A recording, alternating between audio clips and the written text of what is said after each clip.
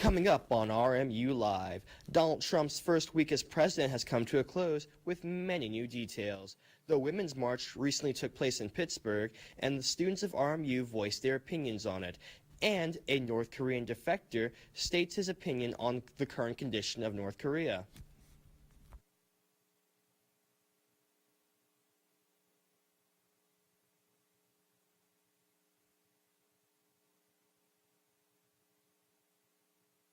Cassidy Walters, here's what's happening now.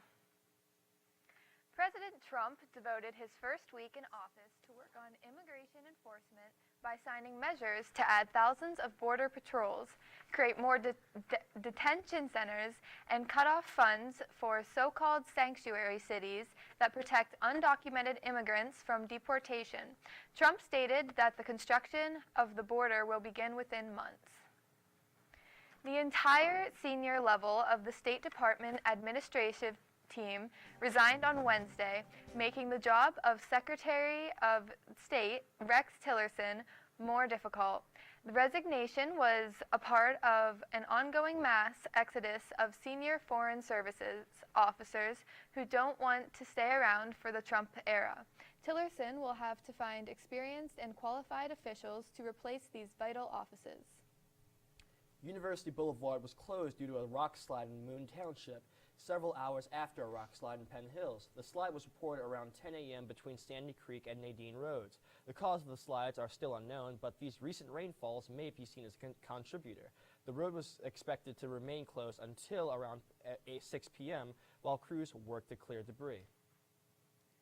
An arrest warrant was issued on Wednesday for a mother who's been collecting government benefits for her two missing twin children. Over $50,000 were collected by the mother of the twins, Patricia Fowler of Penn Hills, but the twins have not been seen in over 10 years. The investigation for the twins continues on, but the mother will not reveal the whereabouts of the children. Fowler was charged in August, but as of Wednesday, she has not been taken into custody. The Wolf administration has recently announced that it will close Pittsburgh State Prison on Friday to save money during a point in time where inmate numbers are down.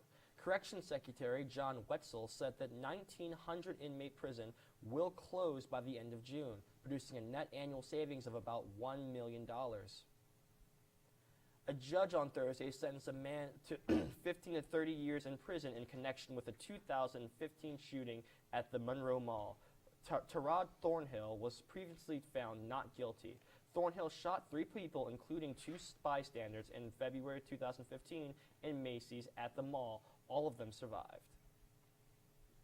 Pittsburgh Mayor Bill Peduto issued a statement on Wednesday following President Trump's signing of executive orders regarding immigrants, saying that they will further divide us as a city and a nation. Trump orders covered taking federal grant funding from so-called sanctuary cities where policies are designed to prosecute undocumented immigrants. It also included the start of construction for the building of the wall along the U.S.-Mexico border.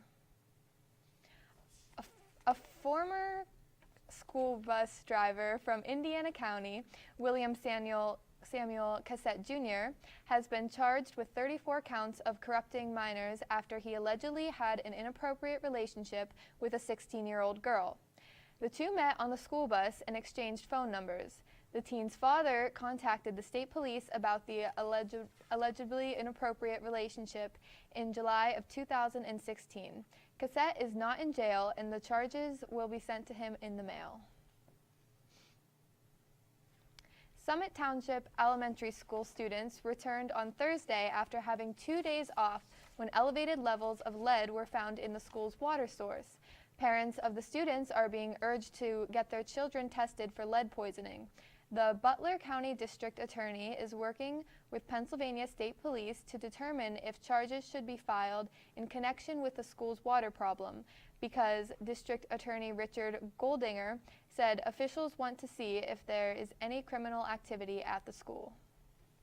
Council members voted 5-1 during an emergency public meeting Wednesday night to terminate a Mount Oliver Borough employee who overdosed while on the job.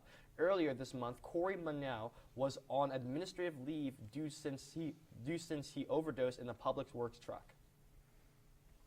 An ex-convict, Emmanuel Lunchman, was sentenced to 20 years in prison after plotting a New Year's Eve machete attack at a restaurant in upstate New York. Lunchman planned the attack in the name of Islamic State, but wrote before his sentencing that he had moved on from a radical Islamic ideology. U.S. District Judge Frank Gerasi increased Lunchman's supervised release after serving his time from 30 to 50 years after an outburst from Lunchman in the courtroom. 2 male teenagers were arrested on Thursday in Central California when their plans were discovered for a Columbine-style mass shooting at their middle school. Police were tipped off on the pair's plans on Tuesday from rumors circulating around the school. No weapons were found on either of the students or in their bags, but firearms were recovered from both suspects' homes. The students were charged with conspiracy to commit murder and were placed into the custody of the Department of Juvenile Justice. On Wednesday, charges were filed against 55-year-old Cynthia Mills for fraud, money laundering, and tax evasion. Mills stole from Matthews International, a Pittsburgh-based company that specializes in bronze work. She used it to purchase some rather extravagant items like a yacht, a Mercedes-Benz, and a necklace with 125 diamonds.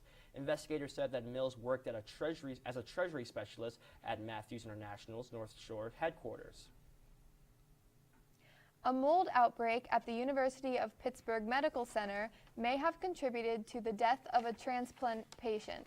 The patient, Daniel Craig, died last July in the UPMC Montefiore in Oakland after contracting a fungal infection. His family filed a lawsuit in October, but an investigation by the Center of Disease Control and Prevention never showed the exact source of the mold. The family of Craig and their attorneys will continue to search for evidence. Craig was the 5th known UPMC patient with a fungal infection to die since 2014. A suspect is in custody in connection with the shooting of an 18-year-old man in the Ben Avon. The shooting was reported just after midnight Friday on Spruce Run Road. Police said the victim was the target of a home invasion and he was shot when he tried to chase after the intruders. Over 100 puppies are alive after the truck that was carrying them to various pet shop locations crashed. The puppies were turned over to the SPCA or to the Bath Veterinary Hospital, where 5 of the puppies were treated for injuries. All of the puppies were picked up to be delivered to their intended locations, except for 2 that are still being treated at the Bath Veterinary Hospital.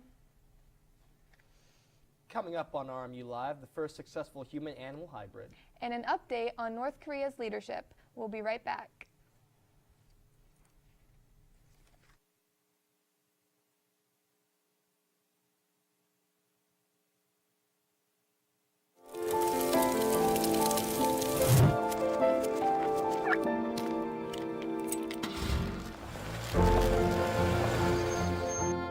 Did you know parking over tall, dry grass can spark a wildfire? Only you can prevent wildfires.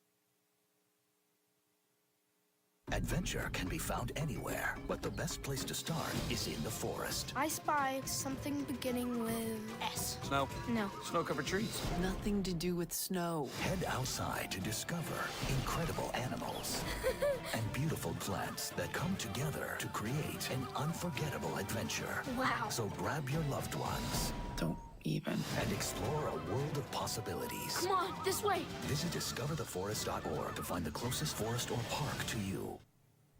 One of the highest-ranking defectors from North Korea in recent history has recently stated that the days of the country's leadership are numbered and that its attempt to control outside information were not working because of corruption and discontent. He is sure more defectors will take place. The doomsday clock was just advanced to 2.5 minutes to midnight, according to the Bulletin of Atomic Scientists, signifying that the end of humanity is near. The clock was last moved in 2015. The organization also cited the election of President Trump in changing the symbolic clock. Scientists at the Scripps Research Institute have announced the development of the first stable semi-synthetic organism, a new bacterium that uses 4 natural bases and can only be used right now to store gene information. Researchers say that the work could be used to create new functions for single-celled organisms that play an important role in drug discovery. Israel is on its way to becoming a member of a club inhabited by 3 world superpowers who have landed on the moon. Israel hopes to join China, Russia, and the USA in the achievement of landing on the moon. Israel is holding a competition where multiple space organizations compete to send an unmanned space shuttle to the moon. A milestone in medical research was found on Thursday when researchers generated human cells and human tissues in the embryos of pigs and cattle using stem cell technologies. It remains the first successful human-animal hybrids. This proves that human cells can be introduced into a non-human organism successfully. The FCC's first action under the new chairman, Ajit Pai, will direct up to $170 million to help ease the digital divide in the New York state. The commission voted Thursday to approve the funds as part of the Connect America program. The money will be combined with another $200 million in state funds and private investments. The Oscar nominations were recently announced, and here's who Eddie Shee's pick for the Best Picture is. Inevitably, January is one of my favorite times of year for movies. Not because of the movies that are in theaters, which are notoriously bad during the January-February months, but because the Oscar nominations are released, and that gives me the chance to go back and reflect on an entire year of movies. Now, this year's Oscar nominations gave me a lot of things I could talk about. I could talk about La La Land and their 14 nominations, but instead today, I want to talk about another movie that is nominated for Best Picture that I don't think will win, but I think absolutely should win. It was my pick back in December for the Critics' Choice Awards, Moonlight. And the reason is quite simple. Told in 3 unique vignettes, Moonlight chronicles the story of a young black man growing up in a rough neighborhood in Miami as he tries to find his place in the world. Written and directed by Barry Jenkins, Moonlight is a story of self-discovery that deals with issues of identity, sexuality, and culture, and calls into question social norms of masculinity. It's one of those rare examples in film where nothing seems to be out of place. The performances, blocking, cinematography, lighting, sound, it's all in place perfectly in this movie, which allows you to escape into the story in an almost meditative state.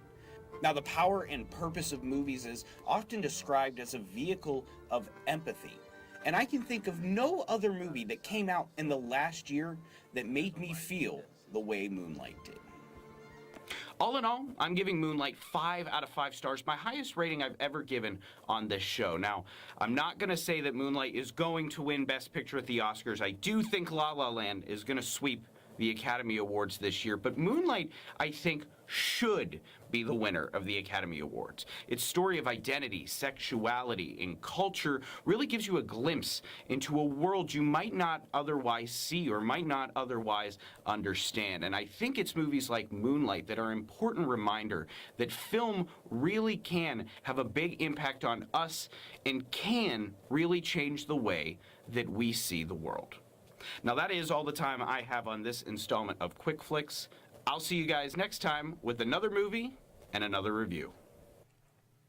And for all the news you could possibly need regarding RMU sports and arts and entertainment, be sure to visit rmucentralmedia.com. Coming up after the break, weather forecaster Eddie Sheehy will be in our weather center with a look at this weekend's forecast, and sports correspondent Ian Kist will be right back. So, I just moved in with his family, and it's embarrassing. The little one, he likes to go outside and crawl around in the giant litter box. I don't know what he's doing. I mean, I was born and I knew how to use the litter box. Look at that! That's disgusting! Oh, poop already! You're making me nervous. Oh, okay, I can't look at this anymore. I really hope he grows out of this, for his sake. You know what, guys? There's a lot of tree branches and dry brush over here. We should probably move the bonfire over there.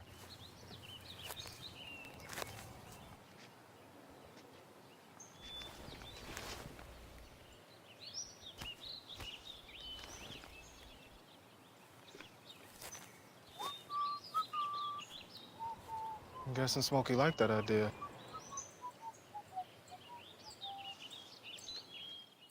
Well, Thomas, you've got pre-diabetes. But with more exercise and a change in diet, it can be reversed. I've tried exercising. It just makes me hungry for bacon. I love bacon, too. And who really likes to exercise? Not me. Me neither. Nobody. So we're good? What? Oh, you still have pre-diabetes. Big time. Look at you. You're at the top of your game. You're unstoppable. Nothing can throw you off track. Wait, is that your car? Uh-oh. Yeah, I saw that coming. That will throw you off track. You're looking at around 10 grand in fines, legal fees, and increased insurance rates. Let's try this again. Smart move. Because buzz driving is drunk driving. Welcome back to RMU Live, and just like promised, I'm Ian Kist with the Sports Report. The Pittsburgh Penguins lost back-to-back games Thursday when they fell to the St. Louis Blues after they came off a loss. They fell to the Bruins. The Penguins took a 2-0 lead heading into the second period, but the Bruins came firing back with 3 goals. Patrick Hornquist scored a goal in the fourth, but that was all she wrote, as the Bruins did enough damage in the third period and scored a goal in the fourth period to seal the game at 4-3, a game that the Penguins really needed against their rival, the Bruins. Now, the men's basketball team was in Emmitsburg, Maryland last night, and they dropped their second straight game in which they held a 10-point lead, or at least a double-digit lead, in the second half. The Colonials fell 48-47. They have a bye week this week, but will need to get their mojo back if they want to make a run in the NEC, to get into the NEC tournament. Now, Eddie Sheehy in the Weather Center with today's weather report.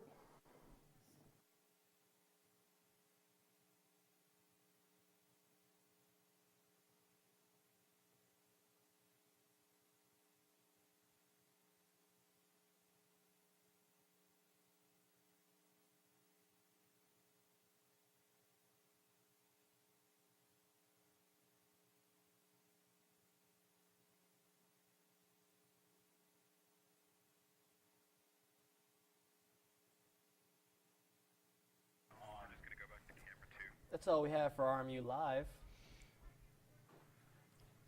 It looks like we're having some technical difficulties.